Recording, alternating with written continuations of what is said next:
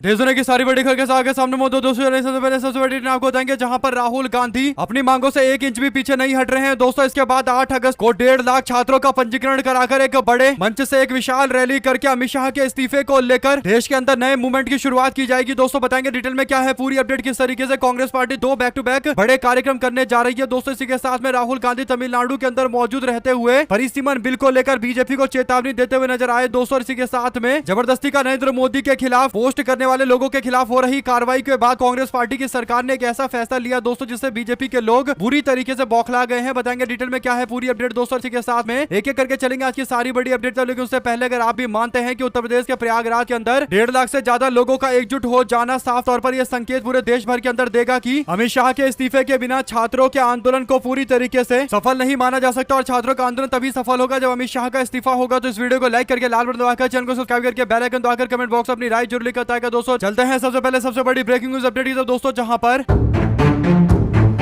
प्रयागराज के अंदर कांग्रेस पार्टी के नेता राहुल गांधी के बहुप्रतीक्षित छात्र संवाद कार्यक्रम की तारीख और स्थल पर मोहर लगा दी गई है दोस्तों। वो 8 अगस्त को छात्रों से संवाद करेंगे और युवाओं के बीच में सीधी पैठ बनाने और उनके मुद्दे को राष्ट्रीय पटल पर पुरजोर तरीके से उठाने के लिए आयोजन केपी कॉलेज में किया जाएगा दोस्तों। इस भव्य आयोजन को लेकर प्रशासनिक अड़चनों को पार करते हुए तैयारियां युद्ध स्तर पर चल रही है दोस्तों। इसके साथ ही प्रतियोगी परीक्षा के गढ़ माने जाने वाले प्रयागराज के अंदर राजनीतिक तापमान बढ़ने वाला है दोस्तों। आपको बता दें कि प्रयागराज में उत्तर प्रदेश के अंदर कांग्रेस पार्टी का गढ़ माना जाता है दोस्तों। और पिछले चुनाव के अंदर भी कांग्रेस पार्टी ने यहां पर झंडा गाड़ा था और ऐसे में छात्रों के संवाद के इस कार्यक्रम को अब अमित शाह के खिलाफ देश में शुरू होने वाली मुहिम के तौर पर देखा जा रहा है। तकरीबन 1.5 लाख के आसपास छात्रों ने पंजीकरण कराया है जो अपनी उपस्थिति यहां पर दर्ज करवाएंगे दोस्तों। और भारी संख्या में छात्रों का हुजूम यहां पर छात्रों के आंदोलन की सफलता को तब मानेगा जब अमित शाह इस्तीफा देंगे और हुंकार भरते हुए अमित शाह के इस्तीफे की मांग एक स्वर में किया जाएगा। और यह मामला इतना बड़ा था दोस्तों कि कार्यक्रम को ऐतिहासिक और भव्य रूप देने के लिए पिछले दिनों दिल्ली से आई कांग्रेस की विशेष टीम ने प्रयागराज के अंदर डेरा डाला और टीम ने शहर के 4 प्रमुख मैदानों का गहन निरीक्षण किया कि 1.5 लाख से ज्यादा लोगों को कहां इकट्ठा किया जा सकता है। शुरुआती योजना के तहत टीम ने विशालता को देखते हुए परेड मैदान का चयन किया दोस्तों। इसके बाद उमड़ते और बड़े जन सैलाब को आसानी से समायोजित करने के लिए मैदान के चयन को लेकर काफी ज्यादा प्रयास करने पड़े दोस्तों। कांग्रेस पार्टी ने 4 बड़े कार्यक्रम का ऐलान किया था जिसमें कोटा में एक कार्यक्रम, एक बिहार के अंदर होने वाला था और बाकी 2 कार्यक्रम, एक उत्तर प्रदेश और एक दिल्ली में छात्रों से जुड़ा हुआ कार्यक्रम यानी छात्रों की गूंज नाम का कार्यक्रम होने वाला था। जो पहले 2 कार्यक्रम है वो हो चुके हैं। कोटा के अंदर हुआ था जिसमें जोरदार तरीके से सफलता मिली और आंदोलन को नई हवा मिली दोस्तों। और उसके बाद राहुल गांधी ने देहरादून के अंदर कार्यक्रम को किया, यानी बिहार की जगह देहरादून में उपस्थित थे राहुल गांधी। और इसके बाद उनका लखनऊ के अंदर दौरा होने वाला था और लोग कह रहे थे कि क्योंकि धर्मेंद्र प्रधान का इस्तीफा हो चुका है तो आगे छात्रों की गूंज नाम का ये कार्यक्रम नहीं होगा। लेकिन इसके बावजूद कांग्रेस पार्टी इस कार्यक्रम को कर रही है क्योंकि कांग्रेस का मानना है कि सफलता आंदोलन को तभी मिलेगी जब अमित शाह या तो माफी मांगेंगे कि उनके कहने के बाद बच्चों के ऊपर हमला किया गया और इस बात के लिए माफी मांगते हैं, या फिर उनको इस्तीफा देना चाहिए कि उनको बिना बताए लाठीचार्ज और पैलेट गन का इस्तेमाल किया गया, लोगों के शरीर के ऊपर गंभीर चोट पहुंचाए गए। आप लोग इस पूरे मामले में अपनी राय जरूर लिखकर बताएगा। और 8 अगस्त के बाद राहुल गांधी 9 तारीख को दिल्ली के अंदर भी कार्यक्रम करने जा रहे हैं दोस्तों, यानी छात्रों का गूंज कार्यक्रम दिल्ली में भी होने जा रहा है। और धर्मेंद्र प्रधान के इस्तीफे के बाद दिल्ली में 9 अगस्त को ऐतिहासिक तारीख भी है। 1942 के अंदर महात्मा गांधी ने भारत छोड़ो आंदोलन की शुरुआत 9 अगस्त को की थी दोस्तों। ऐसे में राहुल गांधी 9 अगस्त को दिल्ली में मौजूद रहेंगे और छात्रों की गूंज कार्यक्रम का समापन होगा। तो देखना यह होगा कि यहां से क्या कॉल दिया जाता है। तो एक पूरी तैयारी अब कुछ आने वाले दिनों के अंदर होने जा रही है, यानी संसद के कार्यक्रम के दौरान अमित शाह के इस्तीफे की मांग और उसके बाद छात्रों के साथ मिलकर आंदोलन को नई हवा, यानी आने वाले दिनों में अमित शाह के लिए स्थिति और ज्यादा खराब होने वाली है। अपनी राय जरूर लिखकर बताएगा दोस्तों। ज्यादा से ज्यादा वीडियो को शेयर कीजिएगा। चलते हैं एक और बड़ी अपडेट जिसमें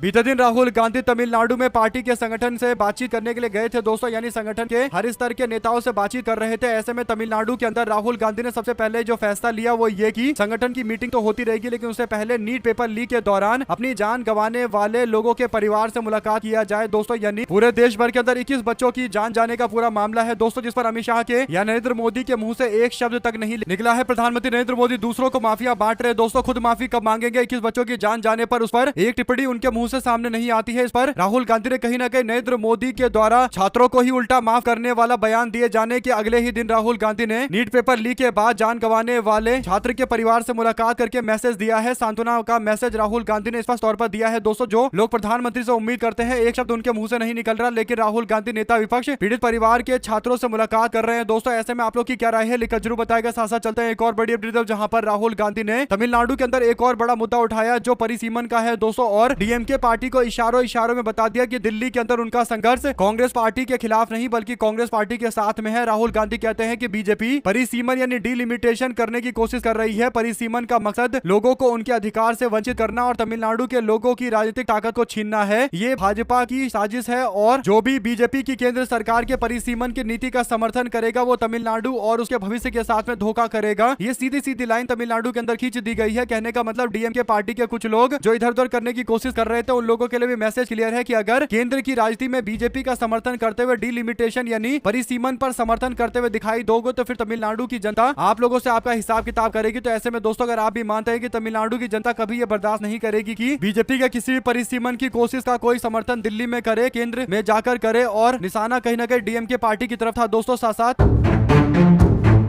देश भर के अंदर लगभग 500 के आसपास उन अकाउंटों को चिन्हित किया गया है जिन पे आरोप लग रहा है कि उन्होंने प्रधानमंत्री मोदी को लेकर आपत्तिजनक शब्दों का इस्तेमाल किया है। दोस्तों खासकर सोशल मीडिया प्लेटफॉर्म पर कार्रवाई को लेकर बीजेपी की सरकार पूरी नीति बना रही है। दोस्तों ऐसे में साइबर क्राइम डीसीपी अरविंद बाबू ने एक ऐसा कदम उठाया दोस्तों जिसके बाद कांग्रेस पार्टी ने इस पर ऐसा पलटवार कर दिया कांग्रेस की सरकार ने कि अब बीजेपी वाले भड़क गए। दोस्तों हुआ ये कि मोदी से जुड़े हुए कथित आपत्तिजनक इंटरनेट के मीडिया सामग्री के मामले में एफआईआर दर्ज होने के बाद हैदराबाद साइबर क्राइम के उप पुलिस आयुक्त यानी डीसीपी वी अरविंद बाबू को उनकी जिम्मेदारी से मुक्त कर दिया गया। दोस्तों हुआ ये कि अरविंद बाबू ने नरेंद्र मोदी से जुड़े हुए कथित आपत्तिजनक इंटरनेट मीडिया के मामले में एफआईआर दर्ज किया था। दोस्तों इस मामले को लेकर अब इनको मुख्यालय से आदेश देकर जिम्मेदारी से मुक्त कर दिया गया। तो बीजेपी वाले भड़क गए कि नरेंद्र मोदी के खिलाफ आपत्तिजनक पोस्ट हटाने के लिए एफआईआर करने वाले इस व्यक्ति के खिलाफ कार्रवाई की गई। वैसे भी दोस्तों देश के अंदर लोगों को बोलने का अधिकार है। अगर कहीं आपत्तिजनक इंटरनेट मीडिया पर कोई सामग्री है तो एफआईआर दर्ज करने की क्या जरूरत है। इसको सोशल मीडिया प्लेटफॉर्म को बताना चाहिए और उनसे कहना चाहिए कि इसे हटा लीजिए। ये एक तरीका होता है। लेकिन अगर एफआईआर दर्ज कर दी जाएगी तो देश के अंदर लोगों के बोलने के अधिकार के साथ ये भद्दा मजाक हो जाएगा और खुलेआम सरकारी तंत्र की धमकी मानी जाएगी। दोस्तों यही बड़ा कारण है कि साइबर क्राइम के डीसीपी हटाए जाने के बाद अब बीजेपी के लोग कांग्रेस पार्टी सरकार में भड़क रहे हैं कि कांग्रेस ने जानबूझकर ऐसा किया है। तेलंगाना की सरकार ने, रेवंत रेड्डी सरकार ने ऐसा किया है। आप लोग इस पर अपनी प्रतिक्रिया जरूर दीजिएगा। दोस्तों चलते हैं एक और बड़ी अपडेट की तरफ जहां पर कावेरी जल विवाद एक बार फिर से सुप्रीम कोर्ट पहुंच गया है। दोस्तों डीएमके ने शनिवार को सर्वोच्च न्यायालय में याचिका दाखिल करते हुए कर्नाटका सरकार को बिल्ली गुंडलू से तमिलनाडु के लिए कावेरी का पानी छोड़ने का निर्देश देने की मांग की है। दोस्तों याचिका में कहा गया कि कर्नाटका सरकार 2018 में सुप्रीम कोर्ट के अंतिम फैसले और कावेरी जल प्रबंधन प्राधिकरण के हालिया आदेश का पालन करे। डीएमके ने कोर्ट से आग्रह किया। दोस्तों डीएमके ने कोर्ट से आग्रह किया कि कर्नाटका को अगले 15 दिनों तक प्रतिदिन 3500 क्यूसेक पानी छोड़ने का आदेश दिया जाना चाहिए और प्राधिकरण के निर्देश के बावजूद अब तक पानी नहीं छोड़े जाने से बकाया बैकलॉग भरपाई के लिए प्रतिदिन 7000 क्यूसेक पानी छोड़ने का निर्देश दिया गया है। याचिका में यह भी मांग की गई है कि कावेरी जल प्रबंधन प्राधिकरण को इस निर्देश के पालन की निगरानी करने के आदेश दिए जाए। गौरतलब है कि कावेरी जल नियामन समिति की सिफारिशों को स्वीकार करते हुए कर्नाटका को तमिलनाडु को अगले 15 दिनों तक प्रतिदिन 3500 क्यूसेक पानी छोड़ने का निर्देश दिया गया था। दोस्तों ऐसे में कर्नाटका को कावेरी का पानी छोड़ने का आदेश देने की मांग को लेकर अब राजनीति शुरू हो गई है। आप लोग इस पर अपनी राय जरूर लिखकर बताएगा। साथ मध्य प्रदेश के अंदर भी कटनी जिले में शिक्षा व्यवस्था और प्रशासनिक कार्य प्रणाली को लेकर उठ रहे हैं सवाल। दोस्तों ऐसा इसलिए क्योंकि 25 जुलाई को कटनी के फॉरेस्ट ग्राउंड में कॉकरोच जनता पार्टी के बैनर तले आयोजित प्रदर्शन में शामिल होकर शिक्षा विभाग की कथित कमियों को उजागर करने वाले शिक्षक वरुण नायक को पुलिस ने गिरफ्तार करके जेल भेज डाला। दोस्तों शिक्षक का आरोप है कि शिक्षा नीति के खिलाफ बोलने और नकल व्यवस्था की पोल खोलने के कारण उन पर द्वेषपूर्ण कार्रवाई की गई, जबकि स्कूल प्रशासन और पुलिस का दावा है कि शिक्षक ने स्कूल में घुसकर मारपीट और गाली गलौज और शासकीय कार्य के अंदर बाधा डालने की कोशिश की है, यानी ऑफिसर को उनका काम नहीं करने दिया गया। तो ये तो हर जगह कोई ना कोई आरोप लगाकर आवाज उठाने वाले लोगों को ही जेल में बंद कर दिया जाता है और कहीं ना कहीं कॉकरोच जनता पार्टी के बैनर तले एकजुट दिखाई दिए। तो इस बात को बीजेपी वाले कैसे बर्दाश्त करते हैं, ये भी एक बड़ा सवाल है। दोस्तों तो कार्रवाई तो ऐसे मामलों पर होती ही और बीजेपी वाले कर ही देते हैं और उसके बाद भाजपा वाले दावा करते हैं कि देश के अंदर लोकतंत्र चल रहा है। अगर तानाशाही के आरोप लगाए जाए तो फिर बीजेपी के लोग दावा करते हैं कि तानाशाही तो इमरजेंसी के टाइम में थी, ये किसी शिक्षक को उठा लेना, ये आरोप लगाकर कि वो अधिकारी के काम में बाधा डाल रहा है, ये अपने आप में एक बहुत गंभीर मामला है। दोस्तों इस पर आप लोग की जो भी प्रतिक्रिया है लिखकर जरूर बताइएगा और ज्यादा से ज्यादा वीडियो को शेयर कीजिएगा। चलते हैं एक और बिग न्यूज अपडेट की तरफ जहां पर द्रविड़ मुनेत्र कसगम ने कहा कि वह विपक्ष का हिस्सा है, यानी डीएमके पार्टी विपक्ष का हिस्सा है इंडिया गठबंधन में, लेकिन शामिल नहीं है। उन्होंने कहा कि विपक्ष की बात आएगी तो हम लोग हमेशा से उनके साथ खड़े हैं। डीएमके के नेता ने कांग्रेस पार्टी के राष्ट्रीय अध्यक्ष मल्लिकार्जुन खड़गे के दफ्तर में हर सुबह होने वाली विपक्ष की बैठक में भाग लेना बंद कर दिया है। ऐसे में दोस्तों डीएमके के वरिष्ठ नेता दयानिधि मारन ने मीडिया से बात करते हुए कहा कि हम विपक्ष के साथ में है, लेकिन हम कांग्रेस पार्टी के साथ नहीं है, इंडिया ब्लॉक का हिस्सा नहीं है, क्योंकि कांग्रेस पार्टी ने हमको धोखा दिया है। तो कहने का मतलब कांग्रेस पार्टी से काफी नाराज है डीएमके पार्टी, लेकिन उनका कहना है कि वो विपक्ष के साथ में मजबूती के साथ खड़ा है। यानी आम आदमी पार्टी जिस नीति पर काम करती है दोस्तों, जिस नीति पर विपक्ष की कुछ एक पार्टी और काम करती है, उसी नीति पर अब ये डीएमके वाले काम करेंगे। यानी डीएमके वाला विपक्ष के साथ तो खड़ा दिखाई देगा, लेकिन जब बात इंडिया ब्लॉक की आएगी या फिर एकजुटता की आएगी तब ये लोग फ्रेम में एक साथ नजर नहीं आएंगे। तो इस पर आप लोग की जो भी प्रतिक्रिया है लिखकर जरूर बताएगा। चलते हैं एक और बिग न्यूज अपडेट की तरफ दोस्तों, जहां पर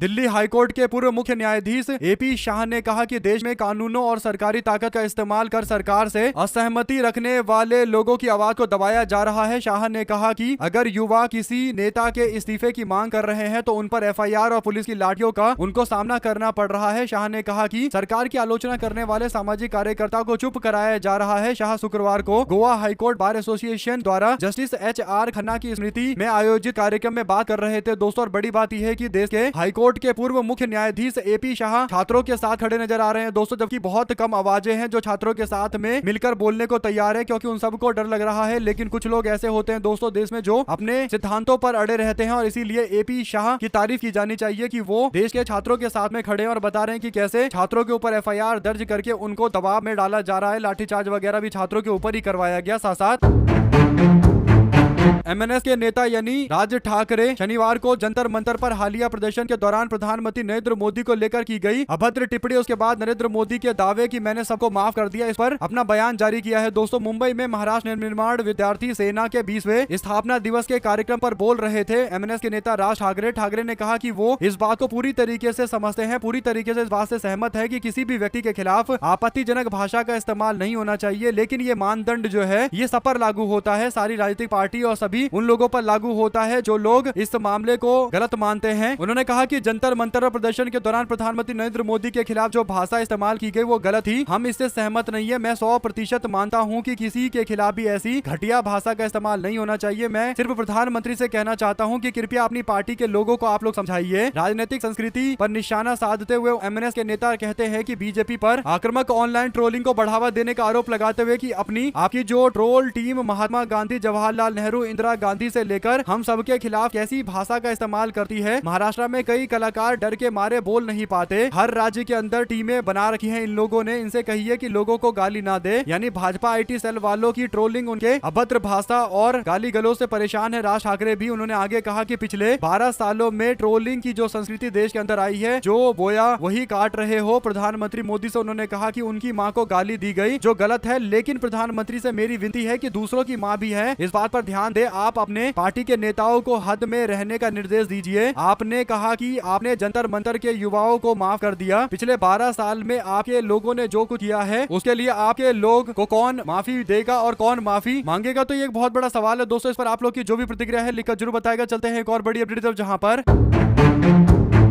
मुख्य चुनाव आयुक्त और चुनाव आयुक्तों के चयन की प्रक्रिया देश भर के अंदर सर्वोच्च न्यायालय के सामने रखी गई है दोस्तों। सर्वोच्च न्यायालय ने एक सवाल पूछा है। उन्होंने कहा कि जब सीबीआई और लोकपाल से जुड़े हुए बड़ी नियुक्तियां चीफ जस्टिस ऑफ इंडिया की निगरानी में होता है, तो फिर इलेक्शन कमीशन ऑफ इंडिया के जो हेड है उनकी और उनके साथ वाले जो ईसी हैं, यानी चीफ इलेक्शन कमिश्नर प्लस दो ईसी होते हैं, उनके चयन प्रक्रिया में देश के सुप्रीम कोर्ट का हस्तक्षेप क्यों नहीं है, या फिर यूं कहिए कि चीफ जस्टिस ऑफ इंडिया उस कमेटी का हिस्सा क्यों नहीं है, सिलेक्शन कमेटी का हिस्सा जो ये तय करता है कि अगला देश का सीईसी कौन होगा, यानी चीफ इलेक्शन कमिश्नर मुख्य चुनाव आयुक्त कौन होगा। अब इस पर जवाब बीजेपी सरकार से मांगा जा रहा है दोस्तों, जो जवाब बीजेपी के पास नहीं होगा, क्योंकि भाजपा ने कुछ दिनों पहले ही परिवर्तन किया था कानून के अंदर और चीफ जस्टिस ऑफ इंडिया को हटाकर गृह मंत्री का नाम जोड़ दिया गया था, यानी होम मिनिस्टर, या फिर यूं कहिए कि एक ऐसा मिनिस्टर जो प्रधानमंत्री खुद चुने। तो बीजेपी एक तरीके से सीईसी के चुनाव को पूरी तरीके से अपने हिसाब से कर चुकी है दोस्तों, यानी बीजेपी वाले खुद से तय करके किसी को भी सीईसी बना दे रहे हैं दोस्तों। दो शब्द जरूर लिखकर बताएगा। चलते हैं एक और बिग न्यूज अपडेट की तरफ, जहां पर इंटरनेट मीडिया पर प्रधानमंत्री मोदी के संबंध में आपत्तिजनक टिप्पणी किए जाने के मामले में हरौली थाना में कांग्रेस पार्टी के सोशल मीडिया कोऑर्डिनेटर मनीष के खिलाफ मामला दर्ज किया गया है। दोस्तों, इस संबंध में 2 शिकायतें दर्ज करवाई गई है। बीजेपी के नेता कमल सैनी ने टाहलीवाल थाने में शिकायत दी है दोस्तों, और दीपक फौजी ने हरौली थाने में शिकायत दर्ज करवाई है। पुलिस का कहना है कि संबंधित इंटरनेट मीडिया पोस्ट डिजिटल साक्ष्यों और अन्य तथ्यों की जाँच की जा रही है और जाँच के दौरान प्राप्त साक्ष्यों के आधार पर आगे की कार्रवाई की जाएगी। पुलिस ने लोगों से इंटरनेट मीडिया की जिम्मेदारी पूर्वक उपयोग करने की अपील की है। दोस्तों, इस पर आप लोग की जो भी प्रतिक्रिया हो लिखकर जरूर बताएगा। चलते हैं एक और बिग न्यूज अपडेट की तरफ दोस्तों, जहां पर बीजेपी आरएसएस कुछ भी कर ले, देश के युवा उनका सच जानते हैं। प्रियंका गांधी की तरफ से टिप्पणी सामने आती है। दोस्तों, प्रियंका गांधी कहती है कि बीजेपी आरएसएस कुछ भी करके देश के युवाओं से अपना सच नहीं छुपा सकती। देश के युवाओं को आरएसएस और बीजेपी के बारे में सब पता चल रहा है। और इसके बाद कांग्रेस पार्टी के नेता शायर इमरान प्रतापगढ़ी की भी एक टिप्पणी आती है। कांग्रेस सांसद इमरान प्रतापगढ़ी कहते हैं कि बच्चों को माफ करने के बजाय देश के बच्चों से माफी मांगनी चाहिए। प्रधानमंत्री जी कब तक विक्टिम कार्ड खेलिएगा? प्रधानमंत्री जी यानी कब तक बार बार आकर विक्टिम कार्ड खेलते रहते हो? ऐसे में आप लोग की क्या राय है? अगर आप भी मानते हैं कि नरेंद्र मोदी केवल इसी मोड में रहते हैं कि मेरे को ये बोल दिया, मेरे को वो कर दिया, मेरे साथ ऐसा कर दिया, मेरे साथ वैसा कर दिया, ताकि आम जनता केवल इनके प्रति अपनी सिंपैथी दिखाते रहे, और आम जनता में कई लोगों की जान गई। 221 से ज्यादा बच्चे इस पूरे कांड के दौरान अपनी जान गंवा चुके हैं, तो उस पर नरेंद्र मोदी के मुंह से एक शब्द नहीं निकलता। साथ साथ लखनऊ के अंदर मायावती ने टिकट वितरण पर अपनी तस्वीर साफ कर दी है। दोस्तों, विधानसभा उम्मीदवारों का अंतिम फैसला खुद करेंगी मायावती। दरअसल ये खबर चल रही थी कि बहुजन समाज पार्टी के अंदर टिकटों का बंटवारा आकाश आनंद कर रहे हैं, और इस तरीके की सूचना जब मीडिया में चल रही थी, या फिर यूं कहिए कि पार्टी कार्यकर्ताओं के बीच में मैसेज जा रहा था, तो इसे बहुजन समाज पार्टी में लोगों का भरोसा कम हो रहा था। दोस्तों, खासकर बसपा के जो कार्यकर्ता थे इस बात को लेकर काफी ज्यादा नाराज थे कि बहुजन समाज पार्टी की नेत्री मायावती जी से पूछे बिना आकाश आनंद क्या खुद से टिकट बांट रहे हैं? क्या पार्टी के अंदर उनकी मजबूत स्थिति हो गई है, और क्या टिकट के लिए अब आकाश आनंद के पास जाना पड़ेगा? तो इन सारे मामलों पर मायावती ने विराम लगाया दोस्तों, और मायावती जी की तरफ से कहा गया कि अब तक करीब 2 दर्जन उम्मीदवार फाइनल कर लिए गए हैं, और उम्मीदवारों का चयन उनके इंटरव्यू के बाद हो रहा है। आकाश आनंद चयन नहीं कर रहे हैं। वरिष्ठ पदाधिकारी जनसभा के नाम की घोषणा करेंगे, और मायावती ने कहा कि चुनाव में प्रत्याशी वो खुद ही तय कर रही है, यानी बहन जी खुद ही तय कर रही है, और उनका दावा है कि कंफ्यूजन पैदा करने की कोशिश की जा रही है कि आकाश आनंद के हाथ में पूरी जिम्मेदारी है। ऐसा बिल्कुल नहीं है। तो ऐसे में अब देखने वाली बात यह है दोस्तों कि बहुजन समाज पार्टी के सारे व्यक्ति को तो टिकट दिया नहीं जाएगा। कुछ एक जो नेता जिनके जीतने की उम्मीद ज्यादा है उन लोगों को टिकट दिया जाएगा, और ऐसे में जो दूसरे तीसरे नंबर के नेता हैं जिनको ये उम्मीद होगी कि बहुजन समाज पार्टी में रहे हैं, इतनी सेवा की है, तो उनको टिकट मिलना चाहिए। तो ऐसे में उनके मन में तो ये धारणा जाएगी कि कहीं ना कहीं आकाश आनंद ने ही ये टिकट बांटा है, क्योंकि मायावती अगर टिकट बांटी है और ये परसेप्शन, ये बातें लोगों के बीच में जाती है, तो कार्यकर्ता इस बात को स्वीकार कर लेंगे चाहे किसी को टिकट दिया जाए। लेकिन अगर ये बात मैसेज क्लियर कर पहुंच गई कि ये टिकट बहन जी नहीं बांट रही है बल्कि आकाश आनंद बांट रहे हैं, तो फिर बगावत बड़े स्तर पर देखने को मिलेगा। और इसी बगावत को साधने के लिए, शांत करने के लिए बहन जी के द्वारा सोशल मीडिया के माध्यम से ये जानकारी दी गई। दोस्तों, साथ साथ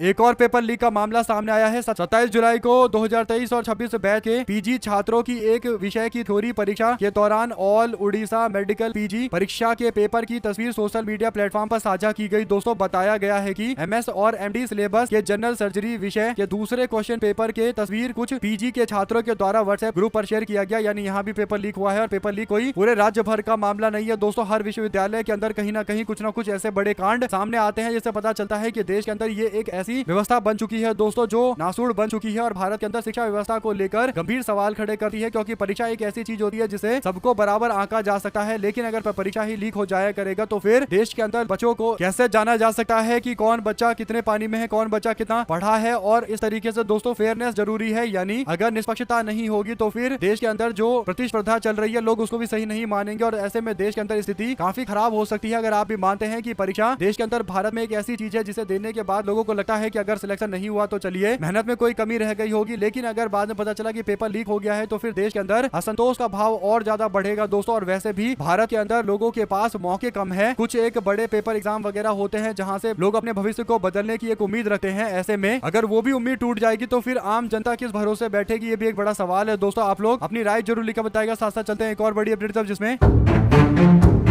सीजेपी के मुख्य वार्ताकार आशुतोष रांका की एक पोस्ट आती है दोस्तों। देश के अंदर शिक्षा व्यवस्था को लेकर उठाई गई आवाज, शिक्षकों छात्रों से बेहतर सुविधा की अपील की मांग की गई और स्कूल कॉलेज यूनिवर्सिटी में सुधार की बात कही गई। कांग्रेस जनता पार्टी हर लड़ाई में साथ में खड़ी है। आशुतोष रांका की ओर से ये बातें स्पष्ट की गई। बेहतर शिक्षा व्यवस्था के लिए आंदोलन का भी आह्वान किया गया है। तो कहने का मतलब कांग्रेस जनता पार्टी अब धीरे धीरे करके शिक्षा व्यवस्था के अंदर दूसरे मुद्दे भी उठा रही है दोस्तों। अभी तो धर्मेंद्र प्रधान का इस्तीफा हुआ था और अन्य मुद्दों को लेकर भी ये सड़कों पर उतरे, इस तरीके की उम्मीद जताई जा रही है। साथ साथ चलते हैं एक और बड़ी अपडेट जहां पर अपने खिलाफ एफआईआर पर निर्दलीय सांसद पप्पू यादव ने कहा कि हमने कोई मर्यादा नहीं लांघी है और चंदा चोरी पर एफआईआर क्यों नहीं कर रहे, ये सवाल उन्होंने पूछा है दोस्तों। उन्होंने कहा कि सनातन को बचाने के लिए एक बार नहीं लाख बार अपनी गर्दन कटवाने को तैयार हूं। ऐसे में पप्पू यादव कहीं ना कहीं दोस्तों जो उन्होंने एक तरीके से भगवा वेश धारण किया था और संसद भवन के बाहर वो दान दक्षिणा मांग रहे थे लोगों से और एक तरीके से दिखाने की कोशिश कर रहे थे कि कैसे भारत के अंदर मंदिरों के दान दक्षिणा को लूटा जाता है। तो पप्पू यादव पर यह आरोप लगाया कि उन्होंने धार्मिक भावना को ठेस पहुंचाया है, इसीलिए पप्पू यादव के खिलाफ मामला दर्ज किया गया। लेकिन पप्पू यादव ने कहा कि ऐसा बिल्कुल नहीं है, ये फालतू की बातें हैं। साथ साथ दोस्तों नरेंद्र मोदी को लेकर अभिनय सर भी बोलते हैं कि गाली देना गलत बात है, इसमें दो राय नहीं है। हर बार हम लक्षण का इलाज करते हैं, बीमारी का नहीं करते। युवा गाली दे रहे हैं तो एफआईआर कर दो, लेकिन ये कभी नहीं पूछा कि उसकी भाषा बनी कैसे। यानी देश के अंदर नरेंद्र मोदी और बीजेपी सरकार को लेकर गुस्सा इतना युवाओं में कैसे है कि वो गाली गलौज तक उतर जा रहे हैं। तो इसका पीछे सबसे बड़ा कारण ये है कि पिछले 10-15 सालों के अंदर ओटीटी पर गाली गलौज चली है, फिल्मों के अंदर वल्गैरिटी आई है, सोशल मीडिया पर ट्रोलिंग का ट्रेंड बीजेपी के आईटी सेल लेकर आया है, नेताओं की प्रेस कॉन्फ्रेंस में गाली गलौज चली है, टीवी डिबेट में चीख पुकार, आईटी सेल की भाषा, मुन्ना भैया की गालियां, डायलॉग, ये सारी चीजें हैं जिसको आगे बढ़ाया गया और कब बढ़ाया गया, बीजेपी सरकार में आगे बढ़ाया गया। तो आप लोग इस पर अपनी राय जरूर लिख के बताएगा दोस्तों। ज्यादा से ज्यादा वीडियो को शेयर कीजिए। बहुत धन्यवाद। जय हिंद।